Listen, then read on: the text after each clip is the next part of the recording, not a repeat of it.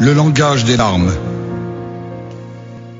Il y a des larmes de souffrance, des larmes de douleur, des larmes de joie et des larmes de peur.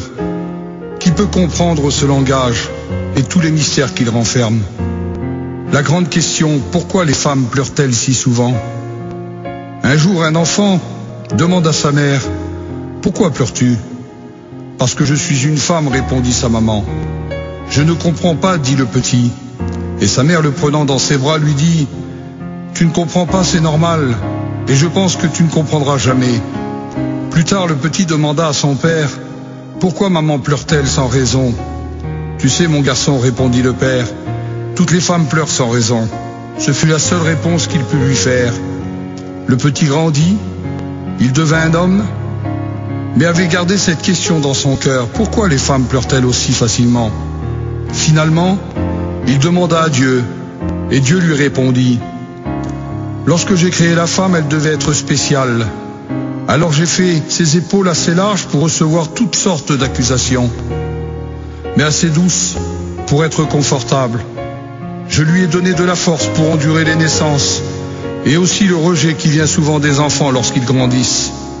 Je lui ai donné de la volonté pour lui permettre de continuer quand tout le monde l'abandonne, et aussi de prendre soin de sa famille malgré la maladie et la fatigue, sans se plaindre. Je lui ai donné de la sensibilité pour aimer ses enfants dans n'importe quelle circonstance, même lorsqu'ils la déçoivent et qu'ils la blessent. Je lui ai donné de supporter son mari dans ses défauts. Je l'ai formé d'une de ses côtes pour être aimé de lui. Je lui ai donné de la sagesse de comprendre qu'un bon mari ne blesse jamais sa femme. Simplement, il teste sa force et sa fidélité pour demeurer à ses côtés sans faiblir. Et finalement, je lui ai donné une larme à verser. Cela est pour son usage personnel lorsqu'elle le juge bon. Tu vois, dit Dieu à cet homme, la beauté d'une femme n'est pas dans les traits de son visage, ni dans ce qu'elle porte, ou bien de la façon de se déplacer. Non, la beauté d'une femme doit être dans ses yeux parce qu'ils sont la porte d'entrée de son cœur, cette place où je réside.